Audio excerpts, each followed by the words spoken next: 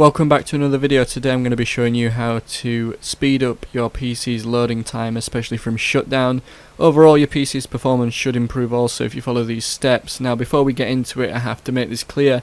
You do modify all of this at your own risk. I'm not responsible, I'm just suggesting these are ways that you can do this. So I'm not responsible if anything goes wrong, but believe me, I've done it and I am sure that everything's going to be fine as long as you are careful with what settings you change. But I'm going to talk you through everything that you'll need to know when we get to that. So the first tip you can do is go to your control panel. You'll be able to search that no matter what version of Windows you're on. If you are on Windows 10, you can just do it in the bottom left, search control panel, and then you'll get this option. Now we want to get to the power settings first. Now the way you do that is you go to System and Security and then to Power Options. Now what you want to do is you want to make sure, if your PC can handle it, that high performance is selected. It says balance is recommended, and I would probably agree with that, but if you've got a beefy computer with a decent enough power supply, putting it on high performance should improve things. It will be a drastic improvement, and it will use more energy, but it's certainly worth it if you want to slightly improve your PC's performance. But I'm sure the actual difference will probably be very minimal, but you can do that if you want. The next thing is, what you want to do is go to the choose what the power buttons do. If you click on that, it will take you to this screen here. Now what you want to make sure is checked is this turn on fast startup. It's recommended. It will probably already be checked, but you want to make sure that it is. If it isn't, this will be a big improvement. Now as you can see on my screen, it is currently greyed out, and that's because I've not run control panel as administrator. So you need administrator privileges for this to be checked. You can do that if you have got administrator privileges, which I have. You can do that by clicking this change settings that are currently unavailable.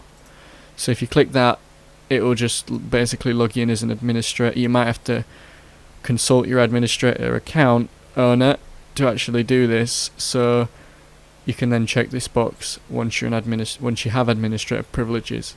So that's pretty much two tips. It's likely that you might already have those selected, so let's go on to the next one, and this is the one that will really improve performance. So to get to the next part, you want to right click on your taskbar and go to Task Manager. So you've got all of your current processes now. You want to go over to the right and to Startup.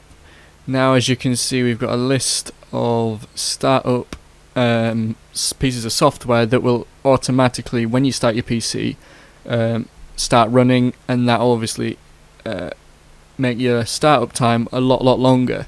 So you can check the status currently of some of these. Some of these are disabled, some of them that I don't use, some of them that I think I do need to disable. So I can give you an example on what it's like. The startup impact on the right here tells you how actually bad it affects your startup time. So the low ones you probably can get away with without making too much difference, but the high ones, like this BlueStacks agent, which I never used and I haven't used for a while, it's currently enabled. That's been making the startup time a lot longer. So stuff like that, software that you've installed and you no longer use, you can either completely uninstall the software, but you never know, you might want to use it again. So what you can do is right click and disable it. Now be careful, because some of these things like the Java update scheduler, Microsoft OneDrive, that doesn't need, I don't need to use that. Stuff like updaters and stuff like that, if you keep these enabled, will look for updates, and you might actually need those updates. And stuff like NVIDIA there, you're going to need that. My graphics card's NVIDIA. If I suddenly disable something that is to do with it, you run the risk of causing your hardware with problems with your hardware, really. So be careful with what you do disable. But if it's software that you've installed and you no longer use, then you can do that, right click and disable.